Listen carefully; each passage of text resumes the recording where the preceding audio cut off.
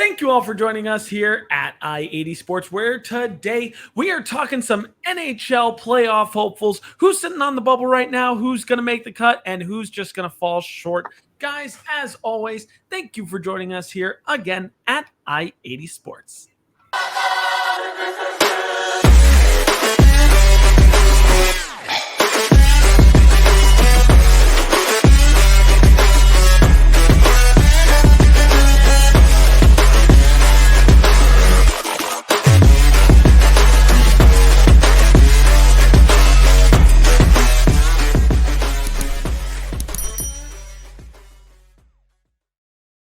Thank you all for joining us here again at I-80 Sports. And thanks for finding us here on our YouTube page, which, if you were just following our intro below, make sure you hit the bell notification so that way you are notified of every single time we go live, because we're going to be going live pretty soon.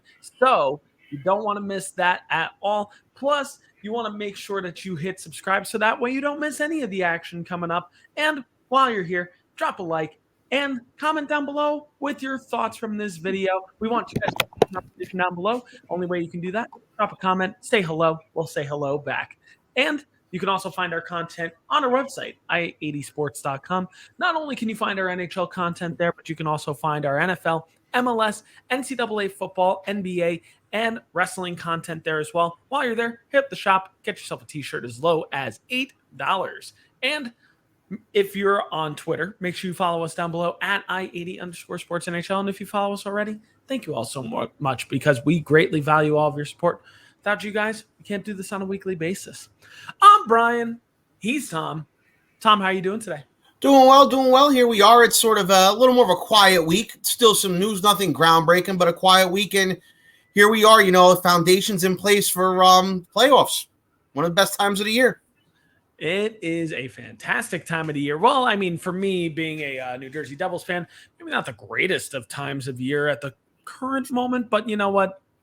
There are plenty of things that can fix that, namely alcohol. But being a Rangers fan's got to be easy right now for Tom. Got to say that. Yeah. And we're going to be diving into that in just a little bit. But first, we got to talk about some news and notes around the NHL. It's time, as always, to hit up our traffic report. The I-80 Sports Traffic Report, where you can find all your news and notes from the week.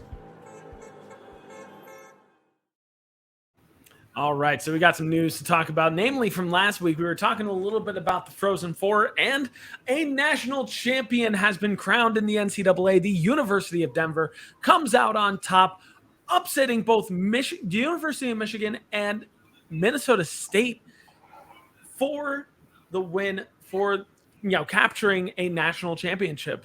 Congrats to the University of Denver. And it was no easy feat. Michigan came into this Frozen Four as the heavy odds-on favorite, with some very, very, very key players such as, Kent Johnson, Matty Beniers, Owen Power, Luke Hughes, just juggernauts of players. And they took, it was a David and Goliath story, and Denver came out on top, goes into a tough matchup with Minnesota State, who they had to face the best goaltender in the league this year. Minnesota State's goaltender, Dryden McKay, who won the Hobey Baker Award this year for the best NCAA hockey player this year. He is the first goalie since Ryan Miller in 2001 to win that award. So he's in really, really good company there. And comes out on top in overtime. What a great game for the University of Denver. They came out on top in overtime against Michigan, but not against Minnesota State. But just reactions here, Tom, well-deserved for Denver or what? Oh, yeah, most definitely well-deserved. They were the best team in that Frozen Four, I'll tell you that much, Like I said last week, a lot of people had Michigan pegged as a national champion, but they never really dominated this year. They never really dominated. And then Denver just went in against Minnesota State, and what Denver had was experience. Denver had a lot of experience. They went out and took it. So congrats to Denver. Yeah, congrats to Denver. And, it sucks that it's almost kind of overshadowed by the other matchups. It's overshadowed by, the fall of the University of Michigan in the later weeks, and also the overshadowing of Dryden McKay winning the Hobey Baker Award for Minnesota State. A lot of interesting things to unpack based on this as well. Dryden McKay, the goaltender that we alluded to before from Minnesota State, he is now an unrestricted free agent, and that's going to be an interesting name to monitor when we get to the summertime of where he ends up going. He is going to be a hot commodity, probably the hottest college commodity since Jimmy Vesey, from recent memory in my mind. I mean, Tom, do you agree with that statement? Yeah, I think so. I definitely think so. It's going to be very interesting. Very, very interesting. Yeah. Meanwhile, we had some names from the University of Michigan, namely, that have signed their entry-level deals and have already gotten a cup of coffee in the NHL. Most notably, Owen Power, who was the number 1 overall pick from the Buffalo Sabres last year. So he has actually played in his first NHL game at this point. Matty Beniers, who was the number 2 overall pick for the Seattle Kraken. In his very first game with the Seattle Kraken, he has registered an assist in that game. So his very first NHL point on the board. Congratulations to Matty Beniers. And another notable name, Kent Johnson from the University of Michigan, who has signed his entry-level deal with the Columbus Blue Jackets. And he's going to be a really interesting name to monitor as we inch closer and closer towards the playoffs. No, none of the 3 teams that I mentioned, Buffalo Sabres, the Seattle Kraken, or Columbus Blue Jackets, are going to be a factor for the NHL playoffs. But it is really good to see all 3 of these players get their cup of coffee and maybe making it a real impact at the NHL level next year. Tom, of these 3 players, who sticks out in your mind? Who are you most excited to see for the remainder of this year? I mean, you know what? They're all playing for non-playoff teams, so that's like, I guess, the downside. I want to say Matty Beniers, to tell you the truth. You know, he's the future in Seattle. You know, Buffalo already has a slew of good defensemen over there. Some say Matty Beniers, he really is that future number 1 guy in Seattle for the time being, depending on what happens in the next 2 drafts. If they happen to luck into Shane Wright or Connor Bedard, then it's a 1-2 punch over there. But he's the one that's really on my mind right now, Matty Beniers for the Seattle Kraken. Yeah, Matty Beniers is a fantastic choice. And Owen Power is also a name that a lot of people didn't even know if he would actually sign his entry-level deal with Buffalo. But Buffalo's trending in the right direction. Owen Power seems like he's happy to be a Buffalo Sabre at this point. So kudos there. The name I don't want people to sleep on is Kent Johnson for the Columbus Blue Jackets. He was seen as a bit of a reach at number 5 overall this past year. I will go out on a limb and say that he is not going to be a reach. I think he's going to be a very, very, very good NHL player. Sneaky good in a lot of ways. I think he's got very good hands. He's got a good 200-foot game and some good lateral movement. I think Kent Johnson could be a very exciting player to watch for the Columbus Blue Jackets for some years to come. That's going to be a lot of fun to watch. Moving on in the news here. The Pittsburgh Penguins are set to face the Boston Bruins in the Winter Classic in 2023. Tom, quickly on this one, what do you think about this? Do you like this matchup? Would you rather see something else? I'd rather see something else. They're back at Fenway for the second time now. Don't get me wrong. I love the one at Fenway back in 2010 and all that. But, I mean, come on. I mean, haven't we seen this movie before? They never played each other in the Winter Classic. But, I mean, come on. Haven't we seen this movie before? The only difference is the Blackhawks aren't involved this time. Yeah, I just feel like this is a repetitive matchup. I feel like we've seen this before. And yes, we haven't seen the Pittsburgh Penguins versus the Boston Bruins in a stadium game in a Winter Classic before. But both teams have had their fair share of Winter Classic teams. I'd love to just see a different team in this space here, a team that really hasn't gotten the chance to be in one of these games before. You know, putting in, I can't remember. What was the last time that the New York Rangers were in the Winter Classic? 2019 or 2018? 2018 at Citi Field against Buffalo. The Rangers have only had the pleasure of playing in 2, the one down in Philly, which I was at, 2012. 2018 at Citi Field. They did play 2 Stadium Series games in 2014. Yeah, I would love to see the Rangers even in this slot here. I would have loved, especially with the team that is trending in the playoff direction for the next few years. I think this is a team that their window is very much wide open here as playoff contenders. They're an exciting team to watch right now in a lot of ways, and that's coming from a Devils fan. I would have much rather seen the Rangers in this slot. I would have much rather seen either a Rangers-Boston matchup or even a Rangers-Detroit matchup, because both teams are young, got some exciting players on this team to watch. I think the NHL missed the boat on this. And with Detroit, the one time they had it, they didn't even have it in Detroit. They had it in Ann Arbor. Yeah, exactly. So I just think there's some missed opportunities here. I think the NHL needs to go back to the drawing board. It just feels like this is like the nth time that we have seen the Pittsburgh Penguins in this spot, the Boston Bruins in this spot. We need to be a little bit more creative here. I think we could have had a better matchup here. While we were talking about the New York Rangers here, it should be mentioned right now as we slowly move away from our traffic report here. Big congratulations to New York Rangers forward Chris Kreider. He is now the 4th player this season to score 50 goals or more this season. And Tom, I know that you're elated to hear this. So how excited are you by this? How great is his season so far? His season's been great. I'm elated, I guess. I guess an unpopular take with this is that I do worry that this deal is going to bite the Rangers in the you-know-what in a couple of years. An unpopular take and a worry of mine is that this is going to be an outlier season from Kreider, and he goes back to just scoring between 20 and 25 again next year. And another unpopular take is, where was this about 6 years ago when we needed it, when we were a cup contender in the Lundqvist era? Don't get me wrong, they're a playoff contender now and can be a cup contender again next year, very much so. But not for nothing, I'm happy for him, but it's like I sit here and I think about it, and I'm like, this is a great season from him, but now I got to sit here and think, he had a great season last year, had a great season this year, but if he declines next year, or if these are 2 outlier seasons, people are going to be calling for his head. And remember, I was not a fan of the contract they gave him. I like him. He's a good player. He'll probably have the C sewn on his jersey sooner rather than later. But it's like anything else in the league nowadays. It's fitting players under a salary cap in order to be as good as you can be and contend for as long as you can. Yeah, first of all, just let's not undersell it. This is a great achievement by Chris Kreider. I mean, he hasn't put up numbers like this at any point in his career, and it should be noted and it should be congratulated no matter what. I do have the same concerns that Tom has here, and I'm worried that this is going to be his best season by a country mile. And it's going to be really, really difficult for him to replicate this in years to come, especially as he starts getting older. I think Rangers fans should be excited for what this means for this year and how it could play an impact in the playoffs. But I would be remiss if I didn't say that I just don't think that he can do this next year. I think you'd be happy if he gets 30 goals or 35 goals next year.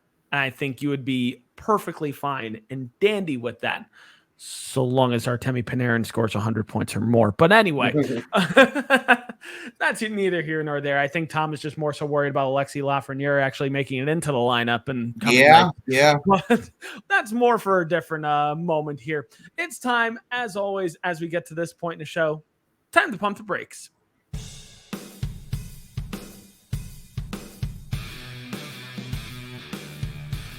Not so fast. It's time to pump the brakes. So we're talking playoff hopefuls here, which we already have some teams that are, already statistically in the playoffs, that have already qualified to be in the playoffs and are going to absolutely be there. But there are some teams right now currently sitting on the bubble. Teams that are either on the outside looking in or on the inside possibly looking out. So let's read down the standings as it relates to the Stanley Cup playoffs. And I say as it relates to the Stanley Cup playoffs because any team that is mathematically eliminated right now, I'm not going to mention. So I'm not going to mention, Buffalo, Ottawa, New Jersey. You probably don't even need to do the remaining 8 in the East. I think the East right now is set. You probably don't even need to go beyond. I agree. The East is pretty much set in stone. And I'm probably not even going to read off the Islanders or Columbus. I just think in the next couple days that they're going to be mathematically eliminated as well. So let's start off in the Eastern Conference, as we just alluded to. In the Atlantic, currently qualified for the playoffs are the Florida Panthers at 110 points and the Toronto Maple Leafs at 100 points. Rounding out the Atlantic right now is the Tampa Bay Lightning at 96 points and the Boston Bruins at 95 points. It's basically all but determined. Those 4 teams are going to be in the playoffs no matter what. In the Metropolitan Division, for sure, what you're going to see, the Carolina Hurricane, who currently sit atop the Metropolitan Division at 104 points, and trailing right behind them is the New York Rangers sitting at 102 points, who, might I say, the New York Rangers may possibly have been the best team in the NHL over the past 2 weeks. I've got to say, they have been unstoppable the past 2 weeks. Rounding out that is the Pittsburgh Penguins, currently sitting at 95 points, and the Washington Capitals sitting at 92 points. So really nobody on the outside looking in the Eastern Conference. It's pretty much set. It's just more so jockeying for position over the next week and a half. Washington Capitals want to see if they can get a better matchup in the first round rather than facing the Florida Panthers as it sits right now. Maybe seeing if they can face either Toronto, New York, Carolina. Those are possibilities on the board for them as they are currently the 8th seed in the East. Now moving on to the Western Conference right now, it's a little bit more wide open at the moment. In the Central Division, we've got 3 teams that are almost certainly going to be in the playoffs. You've got the Colorado Avalanche at 112 points, by far the best team in the entire NHL right now. Maybe not by far. I think there's arguments to be made for the Florida Panthers right now, but that's going to be saved for a couple minutes. The Minnesota Wild sitting at 96 points, and also the St. Louis Blues tied with them right now at 96 points. Now, interestingly enough, you have 3 teams currently sitting in the Central Division that mathematically are right there. You have the Nashville Predators currently in 4th place with 89 points. You have the Dallas Stars currently in 5th place with 88 points. So 1 point behind the Nashville Predators. And kick into that at number 6, the Winnipeg Jets at 81 points. They're still not eliminated here. There's plenty of time right now for them to get a few wins on the board and really make this race a lot tighter in the Central Division. In the Pacific Division, a little bit tighter, but a little bit not. It's more so jockeying for position here. The Calgary Flames currently sit atop the Pacific Division at 99 points. The Edmonton Oilers sitting at 90 points. They have really kind of redeemed themselves the past week and a half to really make sure that they solidified their place in the playoffs. Next is the LA Kings in 3rd place with 88 points.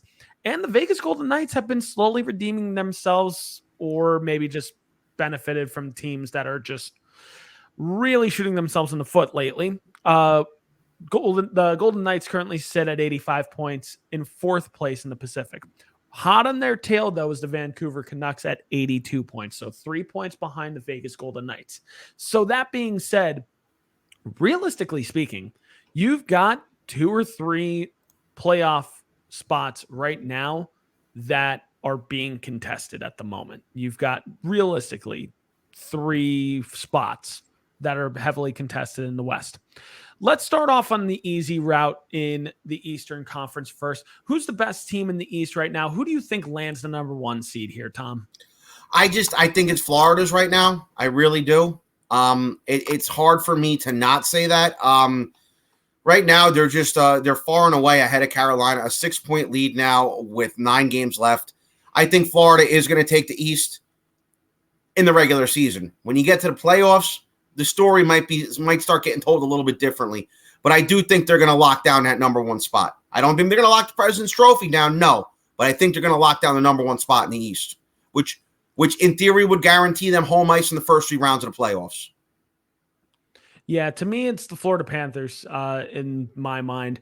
This is the first team since 2009 that has scored over 300 goals in a season. And for 2 points in a cookie, what was the other team that did that in 2009 there, Tom? Do you remember? I got to say, I want to say the Washington Capitals, but I don't know if I'm right.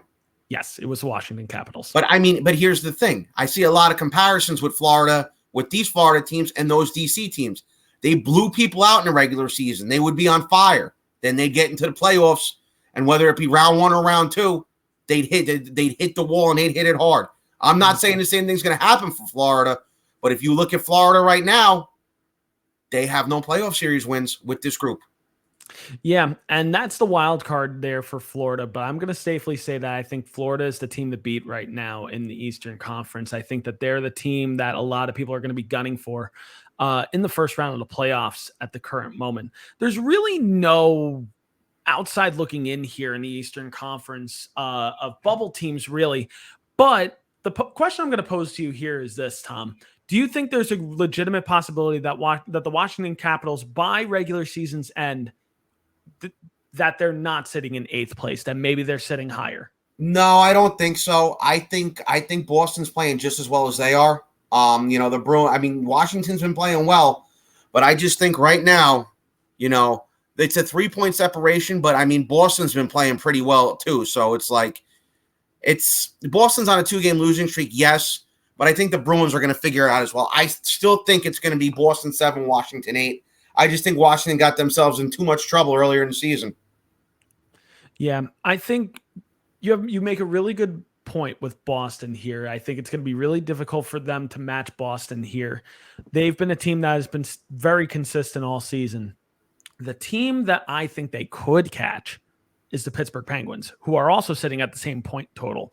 I don't think Tampa Bay is going to sink any lower at the current moment. I think they're going to find themselves in an interesting playoff spot here. But I think Washington does have a realistic possibility of catching Pittsburgh in their division. And interestingly enough for Washington, what could play into their favor, besides the Florida Panthers are on an 8-game winning streak right now, first of all.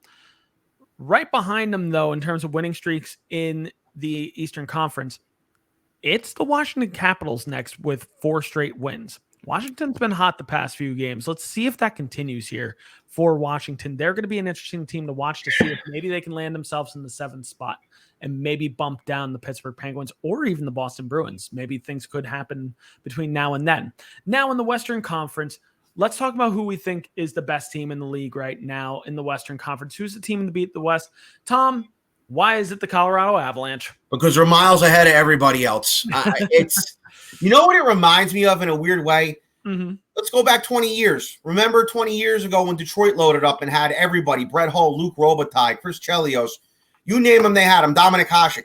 It was sort of the same thing that year. Detroit was leaps and bounds ahead of everybody else, and then the rest of the West was really, really like tightly packed. You know what I'm saying? Like even the Colorado Avalanche, the aforementioned Colorado Avalanche, the 0-2 Colorado Avalanche were defending Stanley Cup champions.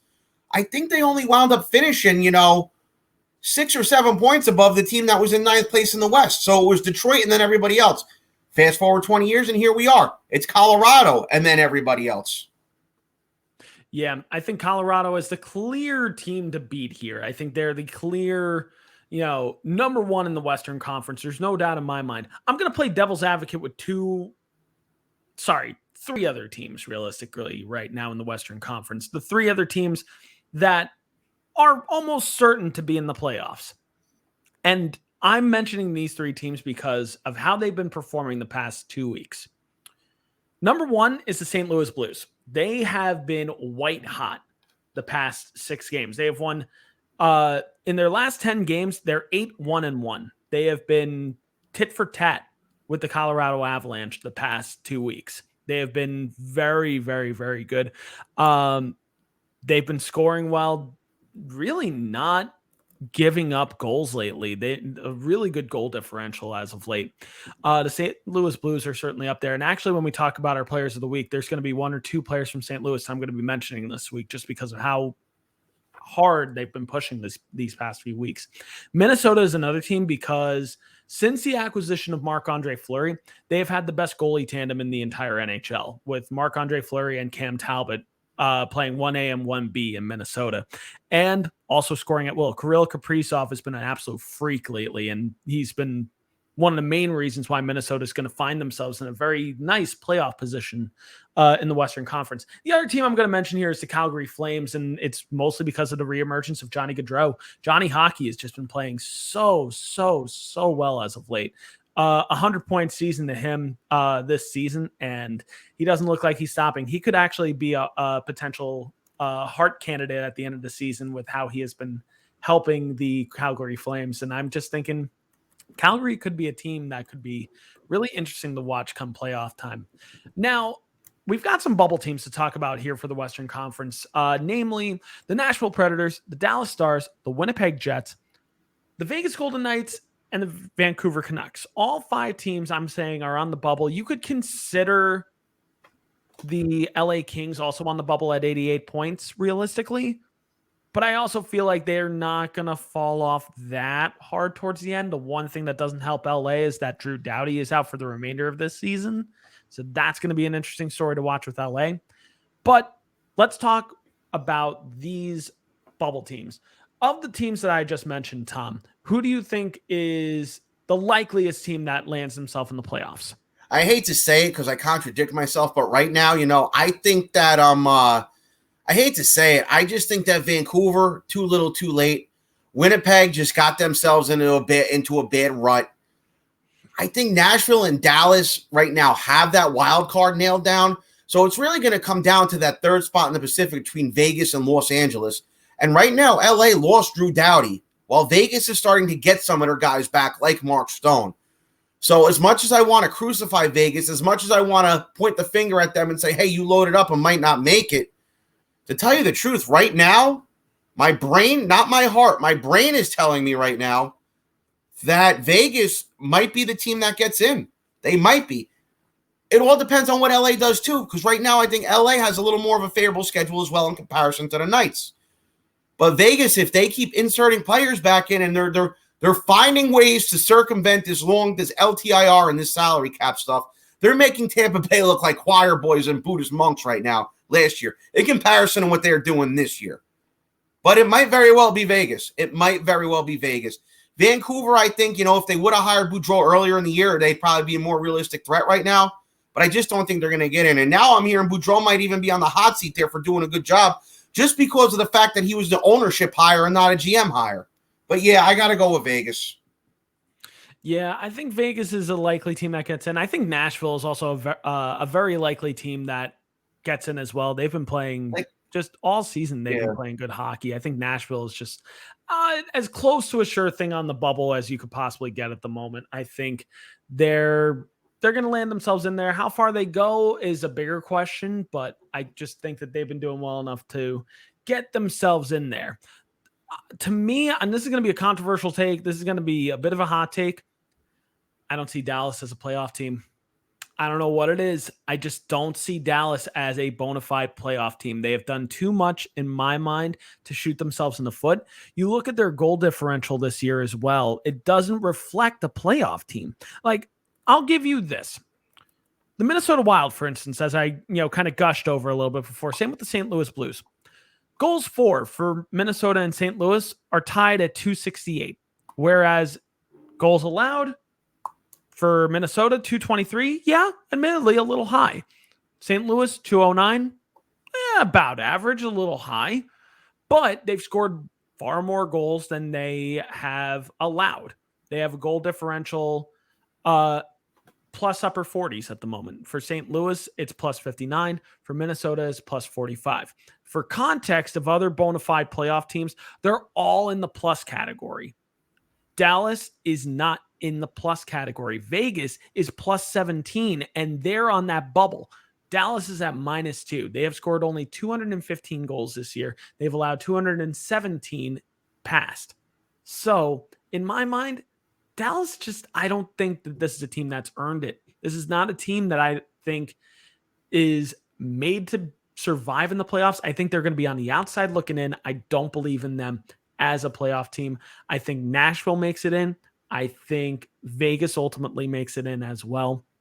And honestly, the way it's going to round out, I think it's just currently your top four in the Central, your top four in the Pacific at the moment. I think Vegas is going to overtake Dallas in the coming days.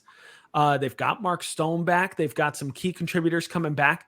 And that's going to make the difference. A team that gets hot at just the right moment. And the Vegas, I think, is primed to be that team that is going to, start really kind of getting in playoff shape and, playoff gear over this next week and a half. This is a team with a ton of playoff experience.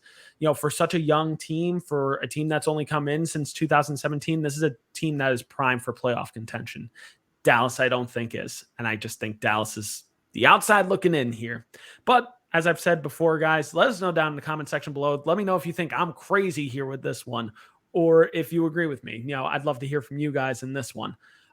Before we move on from this, though, the last question I want to pose in this category here for playoff hopefuls. Tom, who do you think is the biggest dark horse team coming into this playoff? Whether it's the Eastern Conference, whether it's the Western Conference, who do you think is a team that could turn some heads and surprise some people and maybe prime for a deep playoff run that we didn't think? Well, I have two on my mind right now. One of them, it's a straight homer alert. I'm not going to lie. I like my favorite team, the Rangers. I do. You have a coach there with a track record, a proven track record. Coach who goes in, takes teams that nobody expected to do anything and goes far with them. He did it with Vegas. We saw that 4 years ago. Yeah, wow. 4 years ago now, he went on that run. Did it with Canada at the Worlds last year. Took Florida to do it to a division title 6 years ago. So with Gerard Gallant behind the bench and with the personnel the Rangers have, they very well could go on a nice little run. Alas, some dominoes would have to fall their way to get past the second round. And one of those teams that can help them is another team that I think could maybe go on a little run. And that's their original rivals, a team we talked about a little earlier, the Boston Bruins. Right now, the Bruins, they're a wild card team, but they have a plethora of experience, the Bruins. They do. They still have a lot of that core that won. They still have some of the core that won the Cup in 11. They have a lot of the core who went to the finals in 2019. The Bruins are a team that knows how to identify young talent and move older talent and have them take the reins. And I'm telling you right now, if I was a Carolina Hurricanes fan, I'm not so sure I'd be wanting to play against the Boston Bruins in round one. I'm really not so sure. I think the Boston Bruins could be primed to upset the Hurricanes. And that would be if, presuming the Rangers beat Pittsburgh or Washington, that would set up a Rangers-Bruins second round, where I'll be a homer again. I would like the Rangers' chances in a 7-game series against Boston. I really would. I think either way, this playoff is going to be a lot of fun. I think the Eastern Conference is going to be so tightly contested. We're going to get some really exciting matchups in all rounds of the NHL playoffs leading up to the Stanley Cup final. To me, I've got a couple dark horses in my mind. I think Boston, Tom, I think you hit the nail on the head with Boston. I think this is a team that the biggest thing that I take away with Boston right now, this is possibly the last time that we're going to see the iteration of this team. Patrice Bergeron, there's no guarantees that he's a Boston Bruin next year. Nope. And I think he's really gunning for one more Stanley Cup with the Boston Bruins. I really think he is. He should have 3 or 4. I agree, but that's neither here nor there. The other two teams that I think could be dark horses are two teams I've already mentioned, the Minnesota Wild and the St. Louis Blues. St. Louis Blues, just because that goal differential is among the top in the entire NHL with a differential of plus 59. Ville Husso has been really great for the St. Louis Blues. There's not much more that can be said in terms of how well he's played. Here's the problem with that, though. They're probably going to see each other in the first round. This is true, and that is a possibility. But that's why I'm also going to play devil's advocate on the Minnesota side and also say any team with Marc-Andre Fleury as their goalie going into the playoffs is potentially prime for a deeper run into the playoffs. And I just think that this Minnesota team could turn some heads. And you saw what Minnesota did to his Vegas Golden Knights last year. And I'd be a little worried about Minnesota if I were a Colorado fan. Yeah, I think Minnesota has a lot going for them. I think their defense is very solid, among one of the more solid defensive cores in the Western Conference right now. And that goalie tandem is a two-headed monster right now. Cam Talbot's been playing great. Marc-Andre Fleury has been playing great as of late. And offensively, they've been potent as of late. Kirill Kaprizov has been the real deal with the Minnesota Wild. And I think any team that has Kaprizov, that has Fleury, is primed for a deeper run in my mind. But like I said, guys, let us know down below what you guys think. All right, time to move on from playoff hopefuls here. We're going to talk a lot more about this as we predict next week of what the first round could look like and such. So you don't want to miss that next week. But for now, let's talk right now about some high performance. Let's talk about who did really well this week, who turned some heads. Let's talk high performance. Your I-80 Sports High Performance Players of the Week. All right, Tom, who do you want to mention this week? Oh, come on. Capo Caco, 2 goals last night.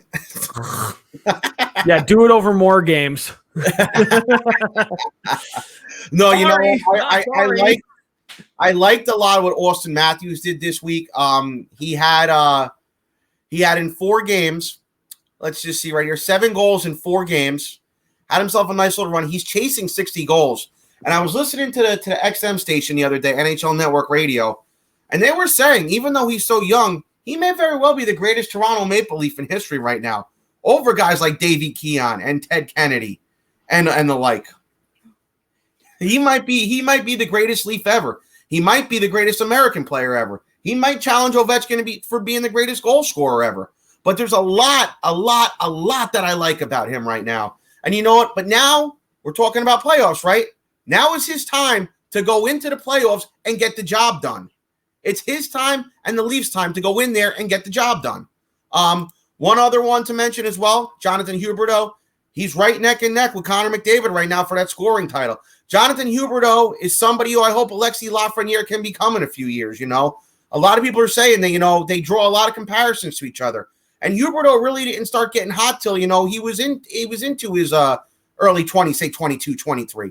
So I like a lot of what Huberdeau's doing as well. You know, Huberdeau now he's got 9 points in his last 5. Florida is on fire. But here's the thing too, Florida, another team. They have to go into the playoffs and prove it. They can do as much as they want in the regular season, but they need to go into the playoffs and they need to prove that they can win in the playoffs. Yeah, it's all great in the regular season, but you got to do it when the games really matter most, and I agree there. But Austin Matthews has been on an absolute tear lately. He has just been, you know, one of the best players in all of hockey this year in general. I'm going to mention actually 2 players from the same team right now. I wanted to mention from St. Louis. Robert Thomas, who in his past 7 games, 13 points, 5 goals, 8 assists in his last 7 games played.